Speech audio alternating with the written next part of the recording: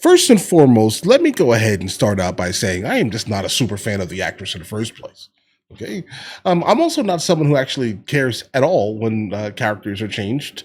Doesn't affect me. It's a fictional character. Who cares? All right. But now, if you put, I don't know, Matthew McConaughey playing, I don't know, let's see, Martin Luther King, all right, in the new Selma remake, I'm going to be like, that's a little weird, guys. Okay. That just doesn't make any sense.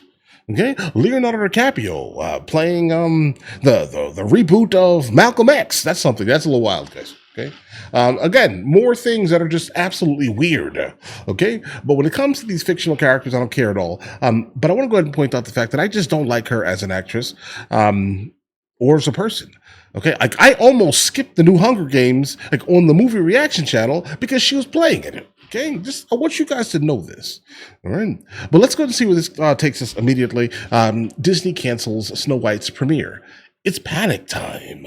This is a suggestion via Discord, guys. You know, watching the absolute calamity that is Snow White unfold over the past year or two, I'm reminded of those dudes up in the lookout tower on board the Titanic. They spotted the iceberg looming ahead of them, telephoned their warning to the bridge, even though they probably could have just shouted. I mean, it doesn't look that far. And now there's nothing they can do except watch as their shiny new boat plows straight into 100 million tons of frozen water. Uh-oh, the insurance company's gonna be feeling the pain tomorrow. The point I'm making here is that anyone with even a surface level understanding of the film industry, plus legacy entertainment journalists who like to pretend it still matters what they think, has known for a long time that this movie was headed for absolute disaster. Whether it was the baffling casting choices, the laughable DEI parade pretending to be dwarves, the nightmarish CGI monstrosities that replaced them, the hypothetical star whose complete inability to shut her mouth quickly and efficiently turned her into one of the most toxic celebrities in Hollywood, or I mean, Gal Gadot is pretty much close too, but either way. Shut her mouth quickly and efficiently turned her into one of the most toxic celebrities in Hollywood, or every piece of official media released about this film getting ratio. Oh, bro, that is a wild ratio. Million dislikes? A million. So far into oblivion that it practically formed its own quantum singularity, vanished out of space and time, and emerged on the other side of the universe, Event Horizon style. The warnings were all there, and they've been discussed at length by every content creator on YouTube, but now at last, we have come to the crunch, dear viewer. The last few days before the movie releases, when the old PR machine has to grind itself into high gear and take on the seemingly insurmountable task of getting people enthused for Snow Whites.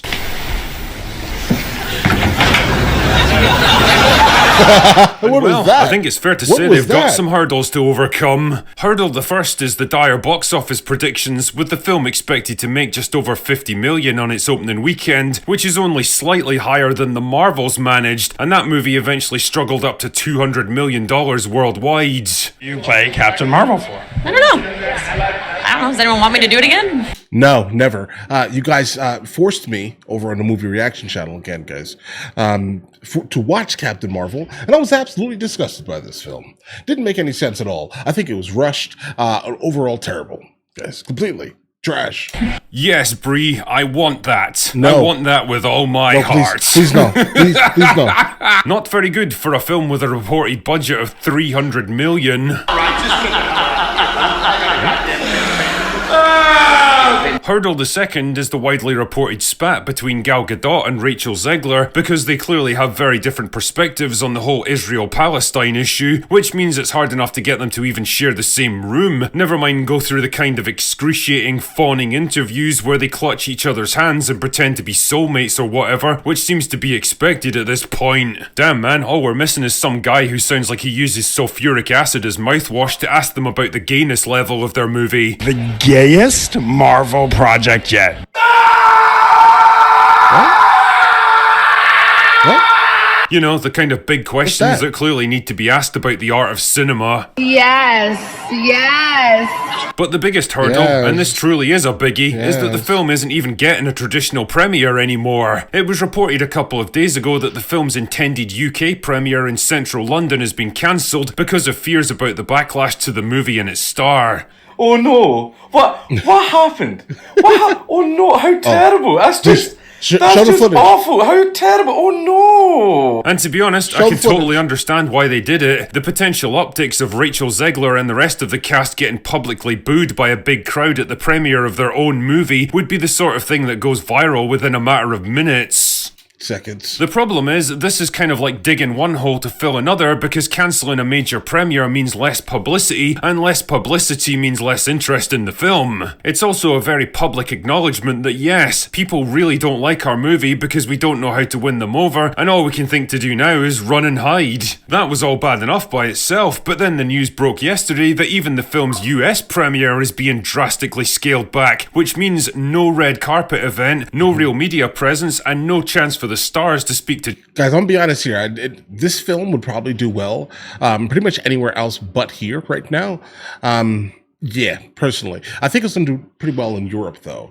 In general, it probably will do very well there. A good amount of the people in America are still gonna go ahead and watch this film. It's not really a thing, and there will be a lot of people who hate watch it regardless because she's in it. Journalists and promote their movie. Red carpet events are actually pretty important media tools to promote your film, and the fact this movie isn't even getting one is a major sign of Disney's lack of confidence in it. Again, I can totally understand the thinking behind it, because let's be real here, putting Rachel Zegler in front of a hot mic is a bit like putting a toddler with ADHD in charge of a nuclear launch button. Every time she opens her mouth, and by God, she loves to open her mouth, you can practically feel the Disney bean counters dying inside because she just shaved a few more $1 million off the film's box office. It's funny actually, because she even tried to spin all of this backlash into some kind of weird positivity, a bit like Henry Cavill did with The Witcher, except without the sincerity, or honesty, or respect, or charisma, or general likability. Quotes! Right. I interpret people's feelings about this film as passion for it. And what an honour to be able to be part of something that people's so passionate about. We're not always going to have the same feelings as everyone around us, and all we can do is give our best. Bullshit! Really? That's an interesting change of heart you've had there, Rachel, considering your previous attitude towards people who think differently from you. Right. Guys, I can't stand her. I just can't. Go vote blue. And if you disagree with this sentiment, just hit the unfollow button. Okay. I don't need your business. Right. Okay. Right. The thing is, hiding a problem away isn't the same as actually solving it, and the more you retreat from a controversy like the one swirling around Zegler, the more you're forced to acknowledge that it does in fact exist, she's the one who caused it, and you don't know how to fix it. If you demonstrate a lack of confidence in your film and its star before it even releases, you're sending out the message that you know it's gonna suck, and you're simply trying to hunker down and minimize the damage. And wow, this movie's likely to cause quite a bit of damage, not just to the concept of live-action Disney remakes, but to the company itself. At this point, it probably would have been better to just abort the theatrical release altogether, shart it out onto Disney Plus and take the financial hits. At least that way, Disney could make up some obscure combination of viewing metrics to spin it into some kind of success. This film had the most number of minutes viewed on a Thursday afternoon for any live-action remake of an animated film made in the first half of the 20th century. Of course. Instead of being confronted by the raw box office numbers, which, well, aren't looking good. Shit man, it probably would have been cheaper and easier to remove Zegler from the movie altogether and reshoot all her scenes with a new actress. Nah, cause Gal is still in it. Hollywood, baby. Oh well, just like those guys in the lookout tower watching that iceberg drift closer, there's not much more for us to do now except sit back, crack open a couple of cold ones and wait for impact. Something tells me it's going to be an entertaining couple of weeks. All right, guys. All right. Name of the channel this video came from is The Critical Drinker. I think you guys sent a couple of videos from him. Absolutely entertaining here. Guys, I'm not a fan.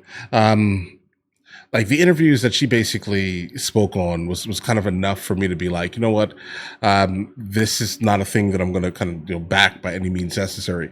And before the comments even start going crazy, guys, I'm an absolute like Star Trek fanatic. Okay, my literal favorite, my favorite captain has been Janeway. So it's not really about the concept of like women-led things. I have no problem with it. We watch a lot of women-led things over on the movie channel, right? But my main issue is that when you show literal such disdain for like an entire group of people, it becomes a little bit like I can never support you.